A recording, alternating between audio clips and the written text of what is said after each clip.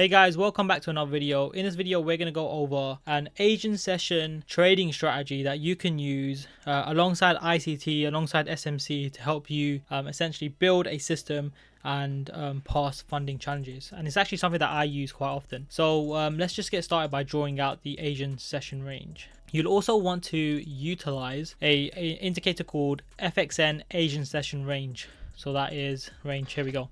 So that's what you want to be using. So let's get started. So essentially when we have an Asian session range, it's basically price action within the Asian session. And you'll have the price action from like 1 a.m. to like 7 a.m. Essentially my time, so London time. And then you'll also have that Eastern time as well. So just check what that is and you can employ it. Using the indicator will essentially map out when it is based on your time zone as well. And you can set it over here. So what do you want to do? So what we will see when we have the Asian session is two things happening. Essentially, we'll have price trend in a direction like this. So we'll just keep moving up like that. And this all depends on what, in terms of what you're going to see, on what the 4-hour, 1-hour timeframes are doing. Are they moving up? Are they, are they in a POI where it's going to be choppy price action? What's happening, essentially? So that's one thing that happens. And the other thing that happens is this, where basically we get price comes down, creates price action, it starts to move choppy, we get a breaker structure, and then we essentially aim for the other side of the high. So let's just change the color to a green. So we got these two things that can happen. So price trends in a direction, whether that's up or down, or we get a reversal to the upside or reverse to the downside, targeting the other high or low of the Asian session range. And those are two strategies you can use. So this one's more of a continuation trade. This one's obviously a reversal trade. Very simple, very easy to adopt and to learn and to implement into your trading. So how does it work? So essentially, let's just focus on this one for now, the continuation. So with the continuation trading, it's very simple. So basically what we want to see is we want to see price take the high of the Asian session range, and then we want to see it to continue. So how many times do we want to see it continue, right? So this is the liquidity grab. And obviously the same thing happens with the reversal trade. And then price comes back and we want to see it come into some area of significance over here, right? So something significant over here where we're like, okay, price is reacting off of this area. So whether that's a fair value gap or an order block or a previous supply or demand zone or whatever. So we want to see it react off of it, move away, break the high here, come back, and then approach a zone here. So now this is where it gets a bit interesting. So now we have two entries. So we have this entry here and an entry over here as well, right? This is the riskier one because this price could come all the way down, smash through, and then begin to reverse, as it would be, very similar to the previous thing I drew out. Or we wait for price to break the high again to confirm we're in a continuation. Price comes down, we take the trade from here, and it's an easy trade. Bob's your uncle, basically. Now that's the first one, right? Now let's go over the reversal, which is very, very easy, and I've obviously gone through it before with you guys. It's basically price raises the high, comes down, or let's say we just raise the high, pulls back, and then we get the reversal like this. And let's just make this lower there. So we get, price action, raise the high, we get a breaker structure over here, like so. And then we take the trade from over here, from a order block or a fair value gap. Nice, easy, simple trading. So now that we've gone over two examples of the trades we want to take, and obviously the flip sides are true as well. So make sure you don't disregard it. It's not just a sell only trade, but these are the things you want to look for. Now the pairs that I recommend looking for these trades on, don't go for pairs that are too choppy, like Euro GBP or other pairs like that.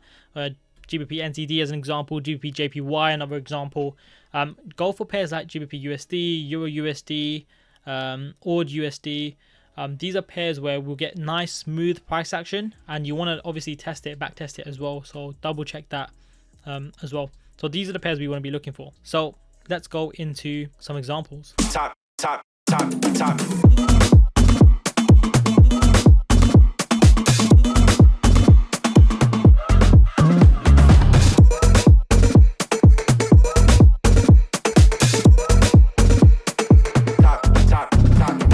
Okay, so example number one, this is more of a continuation style trade. So as you can see, we have the Asian session range over here. I'm on the 5-minute time frame. Essentially what we can see is we've had choppy price action moving sideways, and then we get this impulsive move here. Now a lot of people get this wrong, right? So where is the liquidity? The liquidity is all over here and below here, right?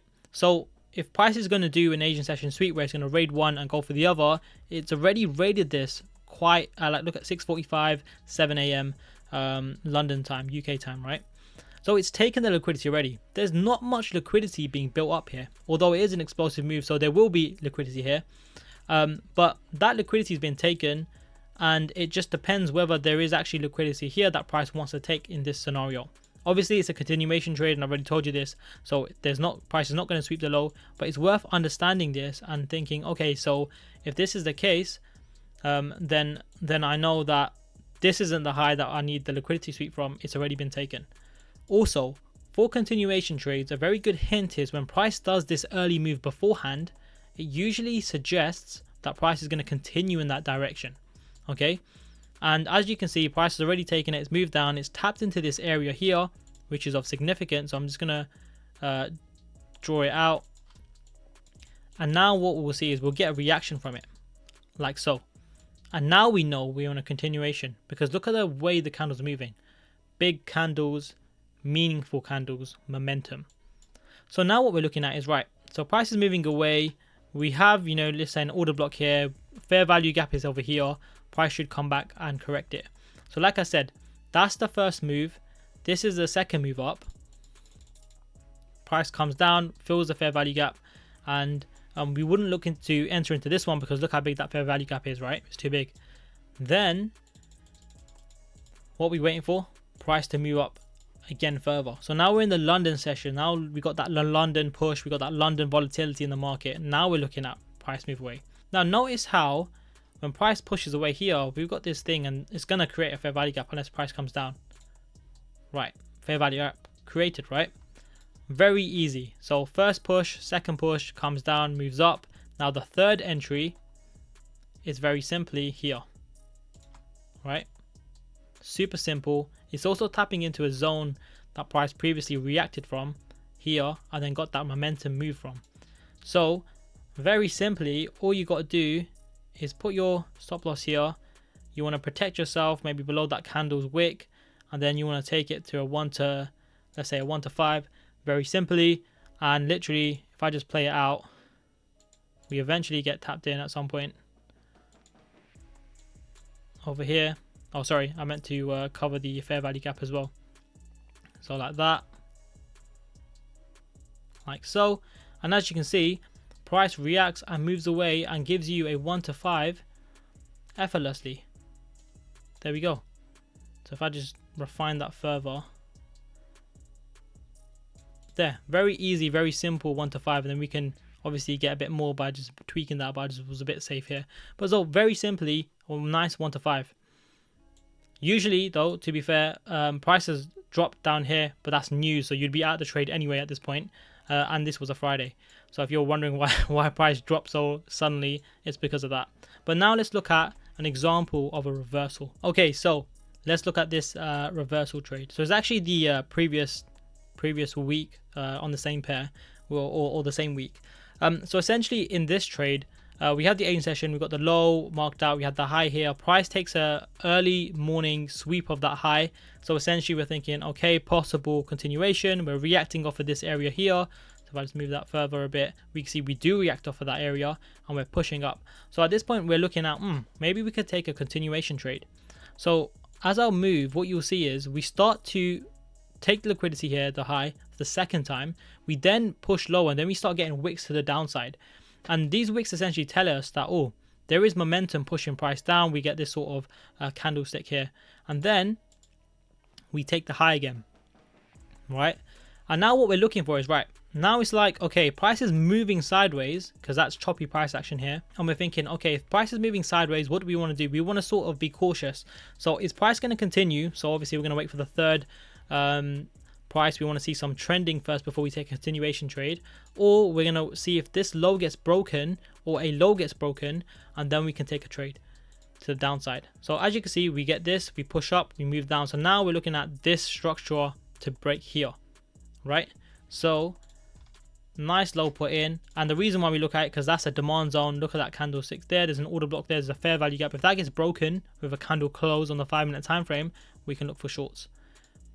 And as you see there, broken with this candle, not these candles, wicks don't count, this candle here. So now we're looking up here and we're like, right, where can we enter a trade from? So the extreme's always good. We've got that there. There's bound to be some sort of order block in there to sell from. And now it's literally just placing orders. You can always do one there. We can probably do one here as well. Stops will have to be above. So let's look at this area here. There's obviously a fair value gap there. We want to get away from that wick. So wherever you place your trade, it doesn't really matter. But as you will see, price will come in. It taps you into the extreme. And that's probably where we would have it. If you would have entered over here, from this area, you would have stops above that anyway, and your target would be at least the low of the AIM session, especially since London lows there as well. And so what you will see is price just move. There you go, done. You're out of the trade at this point here anyway. So very nice trade, very simple trade, and easy to do. Again, these are my 2 Asian session strategies that I trade all the time, and that have been successful for me.